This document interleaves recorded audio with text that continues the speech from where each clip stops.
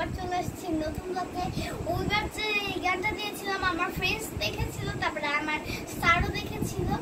আজকে আবার একটা গান করছি, তার সাথে পরে 2 লাইন একটা গান গাবো।